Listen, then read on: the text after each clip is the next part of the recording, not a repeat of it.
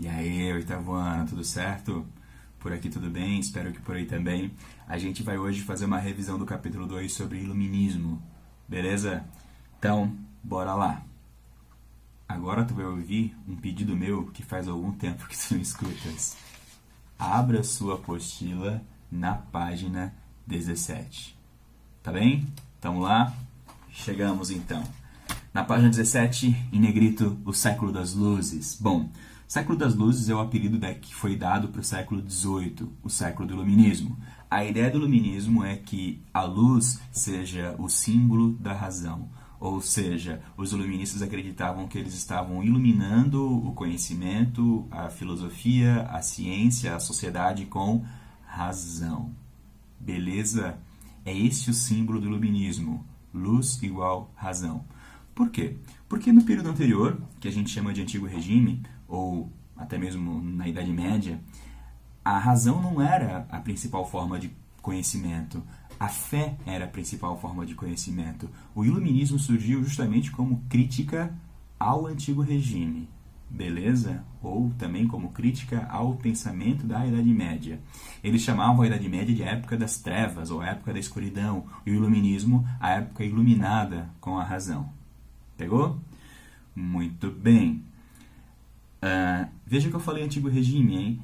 Se tu não sabe o que é Antigo Regime, dá uma olhadinha no meu canal no YouTube. Sim, eu virei youtuber. E nele, o primeiro vídeo é sobre Antigo Regime e mercantilismo. Tu precisa saber disso. Afinal de contas, o iluminismo critica o Antigo Regime. Então eu tenho que saber o que é aquilo que o iluminismo criticou. Ok?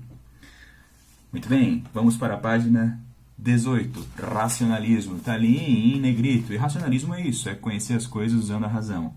Abaixo, René Descartes, o primeiro filósofo que a gente vai trabalhar nessa aula. Descartes, ele foi um pensador que criou um método dedutivo. A gente pode dizer que o Descartes ele vai criar ou inaugurar a ciência como a gente conhece hoje. Porque ele cria um método ou um jeito para se fazer pesquisas e ciência. O método que o Descartes criou vai ser usado pelos pesquisadores da época para encontrar suas respostas. Percebeu a importância do Descartes? Ele vai criar uma maneira aceita por muitas pessoas de se buscar respostas para as questões que se fazia na época. Ele cria um método dedutivo. Ok, vamos agora para a página 20, John Locke. O John Locke ele vai ser um filósofo muito importante na filosofia política e na filosofia social. E a principal ideia dele é a ideia dos direitos naturais. Está ali em negrito na página 20, certo?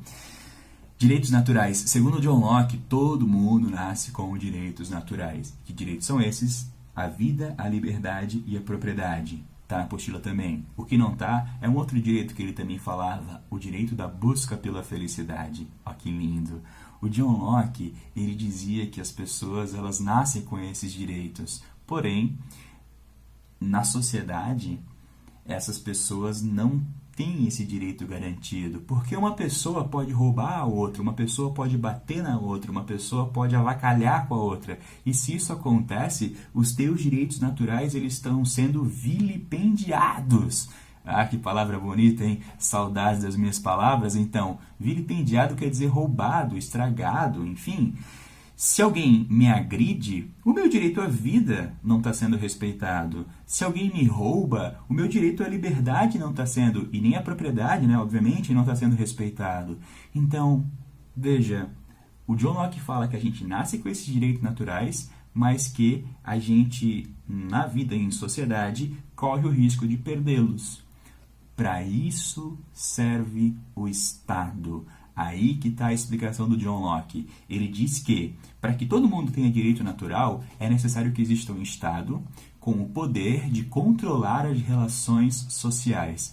Se alguém me roubar, eu processo essa pessoa, ou melhor, o Estado processa essa pessoa, e essa pessoa pode até mesmo ser presa. Ok? Então veja só, o Estado serve para garantir que as pessoas tenham seus direitos naturais. Bom, para que isso aconteça, a gente acaba dando um pouco da nossa liberdade para o governo. Ora, eu não posso fazer coisas que prejudiquem os outros. Então, eu sou livre na sociedade, mas não completamente livre, porque eu, se faço algo que prejudica o próximo, teoricamente eu deveria ser livre para fazer isso, mas se eu faço algo que prejudique o próximo, eu vou ser processado, eu vou ser controlado pelo Estado, pois eu não posso prejudicar o próximo.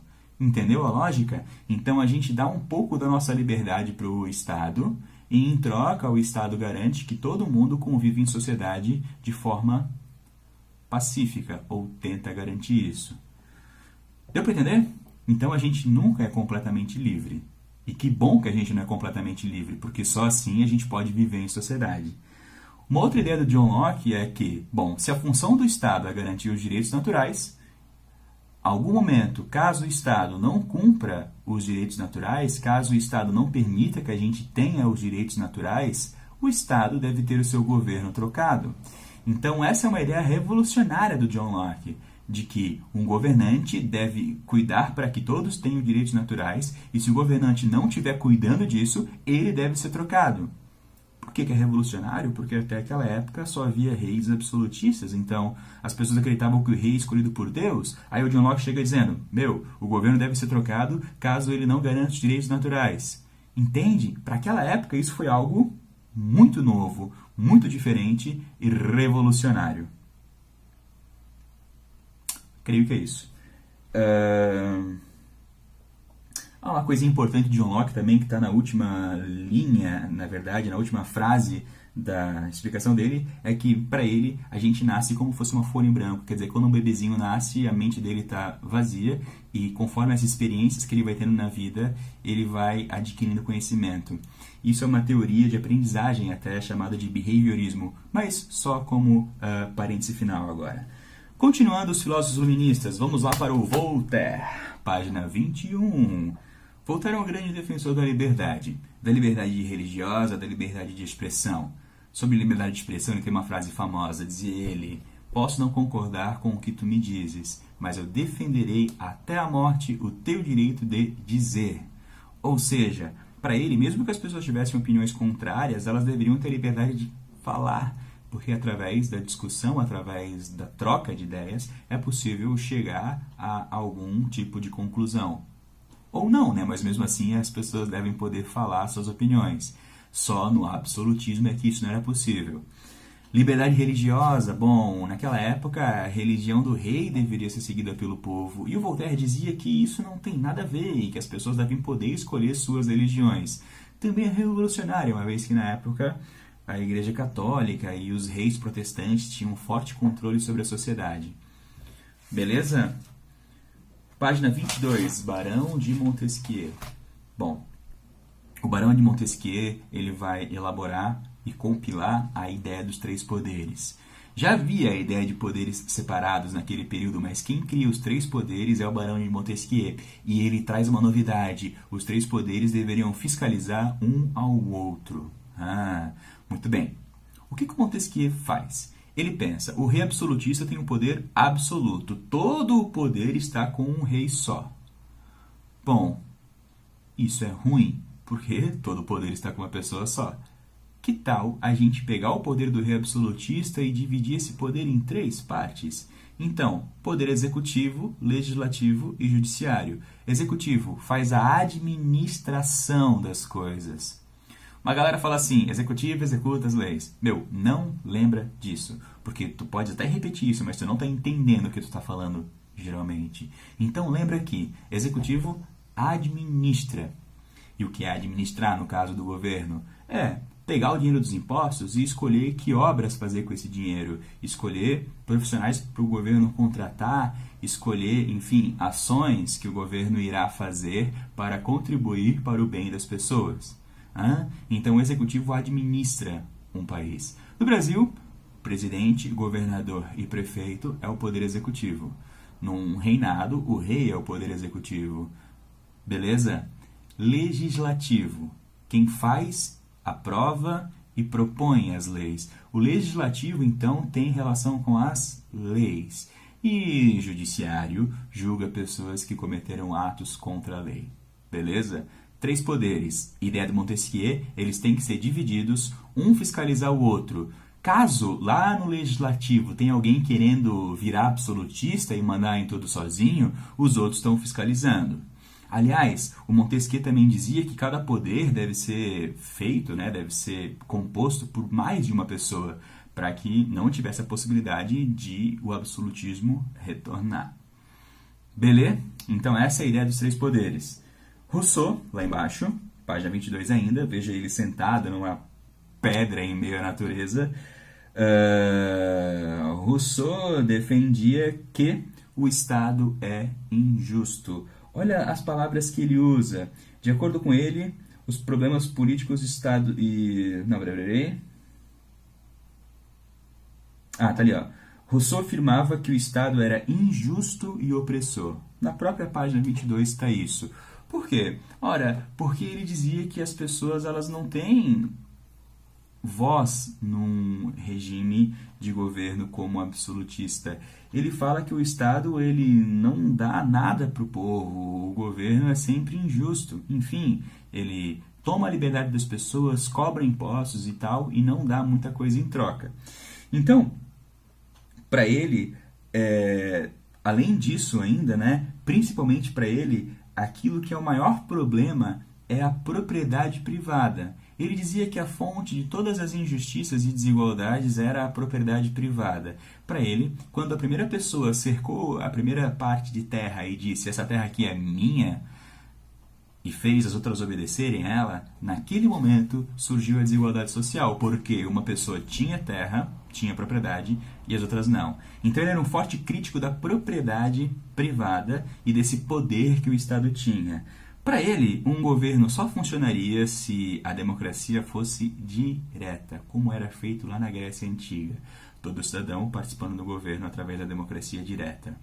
Hoje, a democracia é representativa. A gente não participa diretamente do governo, a gente vota em políticos que nos representam.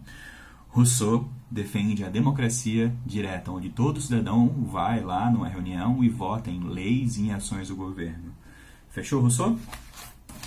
Enciclopedismo, página 23. É a busca por colocar num livro todo o conhecimento científico, artístico, enfim, filosófico da época.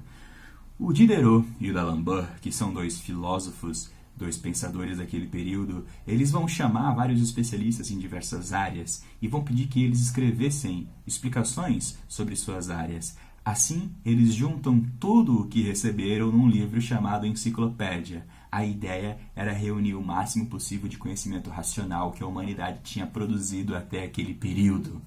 Uou! Hoje, a enciclopédia mais famosa do mundo se chama Wikipédia. E ela é online. E talvez vocês nunca tenham visto um livro ao vivo, físico, chamado enciclopédia. Mas os pais de vocês já. Dê uma perguntada para os pais de vocês o que era uma enciclopédia naqueles tempos. Hein? Falem sobre Barça com eles, por exemplo. Bom, uma dica de conversa aí para o período de quarentena. Liberalismo econômico, página 25. Meu, aqui é importante, hein? Essa parte eu não falei em sala de aula ainda, então atenção aí.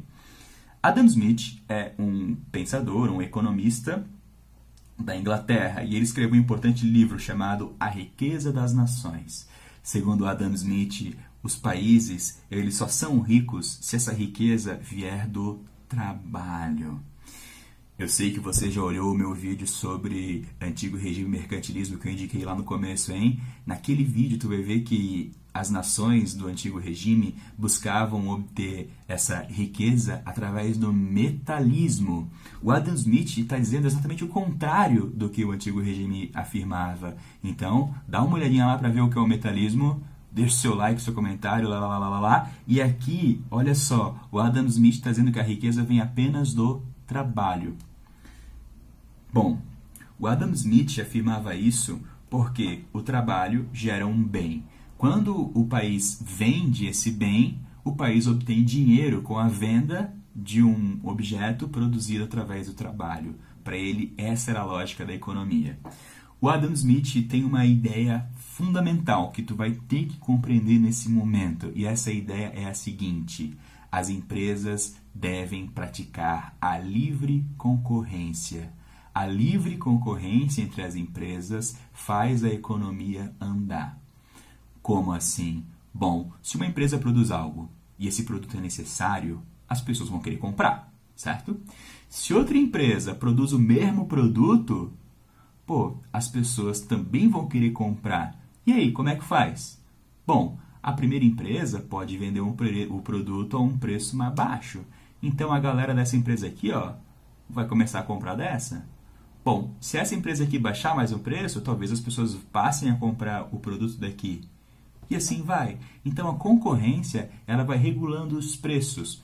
A concorrência também, segundo Adam Smith, vai regular a qualidade, porque se uma empresa produz o mesmo produto que a outra, mas a qualidade for superior, pode ser que essa empresa também tenha mais sucesso. Então, segundo Adam Smith, a concorrência só traz coisas positivas para a economia.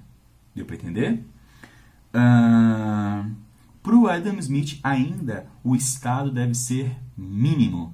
Como assim? Bom, o Estado não deve interferir na economia, ou deve interferir o mínimo possível na economia.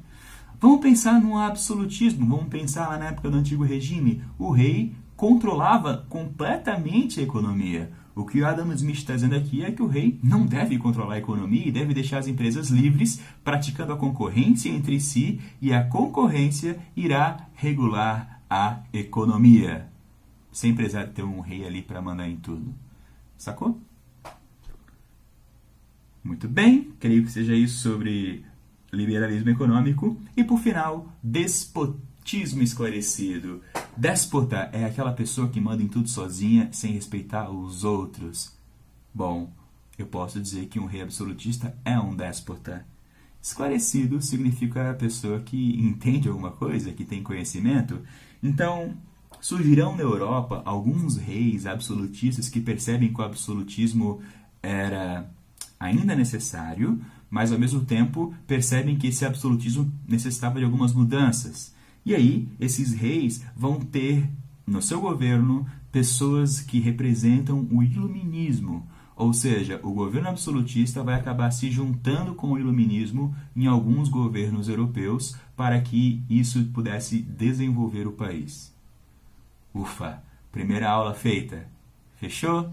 Deu para entender? Qualquer dúvida, deixa aí nos comentários ou manda e-mail para mim que a gente responde. Fechou? Valeu!